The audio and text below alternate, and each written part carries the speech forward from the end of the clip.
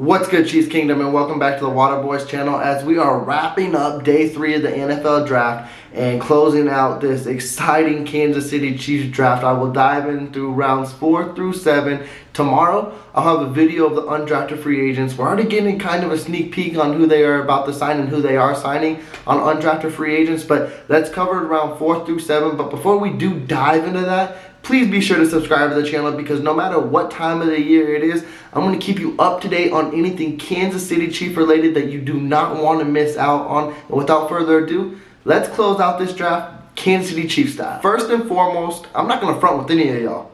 I only knew one player that the Chiefs drafted today. But again, we're in the later rounds, so it's going to be rare for that average typical fan. And even someone like myself, even though I put more studying into this, it's hard to know every one of these players unless you dedicate day in and day out to all these players. And I give kudos to you guys who do, because I know there are people out there. I try my best to know a lot of these players, and I think I did really well this year. But Chiefs found some guys that I didn't know of, and actually I knew 2 of them, and we'll go through it. But their first selection in round 4 was Joshua Williams, cornerback out of an HBCU school. You gotta love it. And I don't know nothing about him. I really don't. I watched some of his highlights. I was excited and intrigued to see. One thing I love to see that just pops off the board is his size. 6'3" corner, what does that mean? And he's physical, so it brings physicality. And also, KC, they love those long, lengthy quarterbacks. Veach has something with the quarterback. I know it kind of threw people off with Trey McDuffie when he's 5'11", but also he's a playmaker. He's a physical player. He's 5'11", but he plays like 6'3", and he's a hard hitter. Veach goes back to that mold with Joshua Williams, 6'3" cornerback. I'm excited to see what he brings to the table. And during this mini camp, training camp, and preseason, it's going to be fun to see because he's not the last cornerback I'm going to be talking about today, you guys. Now we're going to jump into round 5, and I don't even know how it happened, but this is ridiculous, you guys. Like, it's ridiculous. I just don't know how we get here. Like, we've been talking, you see it on social media, like KC has had an A or A plus draft. You can't deny it. And this solidifies it as an A plus draft on paper. The Chiefs drafted guard, probably going to be right tackle for the Kansas City Chiefs, DARIAN. And it's ridiculous. 2 years in a row. You had Smith, and now you have KINNARD. They both fall to you. KINNARD was projected to be a 2nd or 3rd round pick, and you get him in the 5th round. Now, yes, he's probably going to compete with Niang, and let's hope that brings the best out of Niang too, because Niang has potential to be a really good right tackle as well. It's injuries is what holding him down, but man, KINNARD is a beast. Like, just look at his photos. Look how big of a guy he is. He just mauls and runs over everybody, and it's like in 2 years, Brett Veach assembled a perfect offensive line for Patrick Mahomes, and he just needed that solidified right tackle. And KINNARD could have been just that missing like piece to the Infinity Gauntlet for Thanos. Like, that's basically what it is. It's crazy what we've molded in the offensive line. Like, it's amazing to see, and I have high hopes just because you see with Trey Smith on what he did when we drafted him in the 6th round, and of course it was medical issues. And I hear KINNARD had injury issues, but it wasn't really that too big of a concern to have him fall that far on the board. Again, I'm not hating it, because if he could come in and do the same thing like Trey Smith competed with Kyle Long, and Kyle Long ended up getting hurt. If he competes with Lucas Niang and outright wins that job during training camp and preseason, whew, KC is going to be a scary team to watch if no one's going to get after Mahomes, because it's going to be fun to see.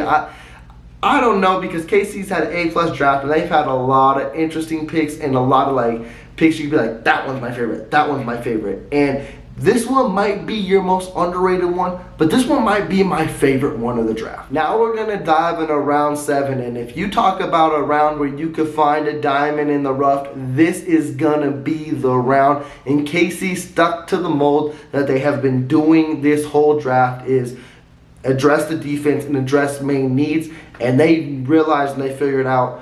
We all wanted pass rushers, and they did address it this draft with Karlaftis, but a huge need was that DB room was butt naked. So what do they do in round 7? They go after Jalen Washington, and I'm not going to front with you guys whatsoever. I didn't know much about him until today and looking into him.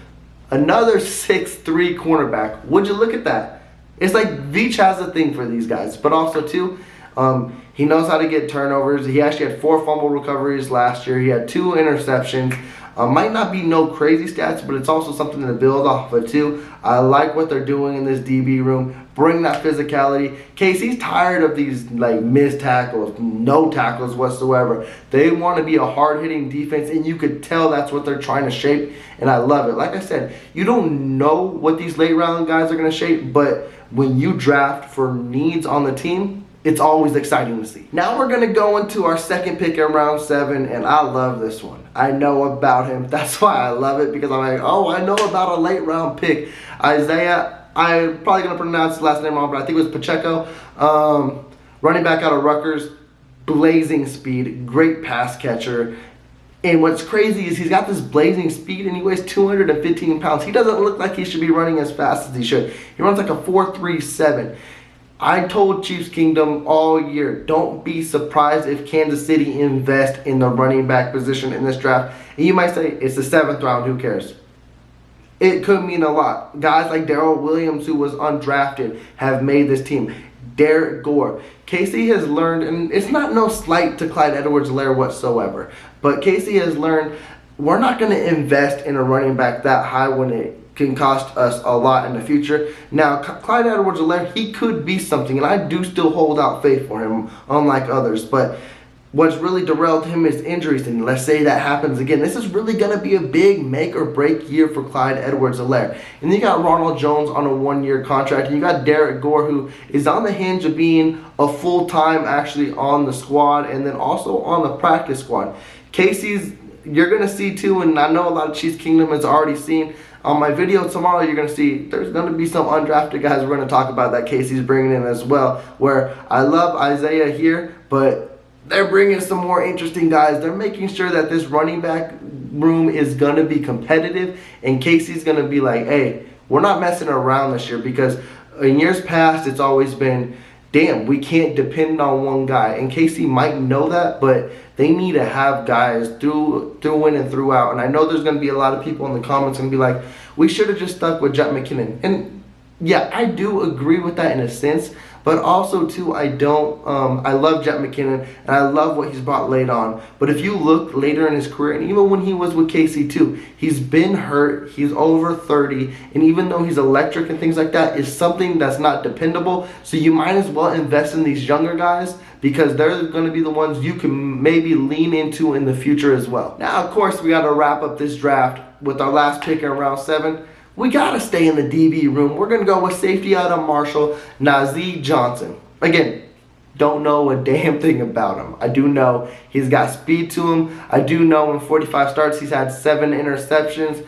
And he's also a big safety too. Not as big as Johnson and things like that at 6'3", but he's going to be another interesting guy to see too. I'm going to love to watch the training camp battles with him, and I'm going to love to see what he brings in the preseason. Definitely with competitions with the guy of a Deion Bush, because I'm drawing a blank, and Chiefs Kingdom, help me out in the comments, and it just clicked in.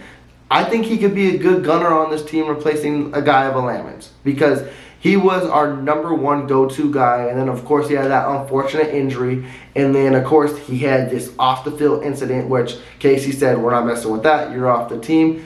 And now Casey's in a position to look, and if he excels there, Dave Tobe will keep him on this team. But also too, I'm interested to see on the position battles that he has with Deion Bush, because now it looks like we have our 3 safeties with Reed, Thornhill, and Cook. Let's see what Deion Bush and then what NAZEEH Johnson, what they do. But also, too, they're going to be fighting for that special team spot, and they're going to be fighting for either that 4 safety role. It's going to be interesting to see. These small little training camp battles may not mean a lot to people, but to these players, they mean everything, too. That's why you can't discredit anything that happens in the 5th, 6th, and 7th round, because these players are fighting for a lot. Just go back to ISAIH Pacheco. What I love what he said when he was like, I'm coming in to take a grown man's job. I was like, oh. we don't come in with heat. I love the kind of attitude too, because when you're a late round player, that's what you need to come in with, like that motivation that I believe in myself and that I will take someone's job. And specifically with him, he brings the speed that a Ronald Jones brings, but no one else on this team brings. And it's going to be exciting to see. But Chiefs Kingdom, I am wrapping up this day 3 draft. Let me know how you guys feel about this whole draft in general. Just seeing how it all wrapped up. I'm going to give it a solid A+, just because they excelled in every need. They addressed everything they needed to. Again, 4, 5, 6, and 7. Yeah, I didn't know the players. You guys might know too, and you guys might not like the players. You might guys love the players, but 2, they addressed a need. And if they feel like that player can help that position, it's always a positive. Also, 2, I want to hear in the comments, who's your favorite player the Chiefs drafted this year? Give me the one. Right now, it's hard to choose from. It really is. You can overlook so many guys because this draft is star-studded. And it's crazy. I said the Chiefs were going to pick 12 times. They picked 10 times. I thought they were going to pick in the range of 6 to 8. So that also caught me off guard too. So it's going to be fun. I love that they're trying to rebuild this defense. They're trying to punch you in the mouth, and then they're trying to knock you out on offense. It's going to be exciting 2022 NFL season. I'm ready for training camp. I'm ready for these rookie mini camps. And I'm ready to talk about these undrafted free agents with you guys tomorrow. So you know what you need to do. Please do subscribe to the channel, because I will check back with you with anything Kansas City Chief related that you do not want to miss out on. And also, please give me that big thumbs up. I'm checking out. I'll check back with you guys tomorrow.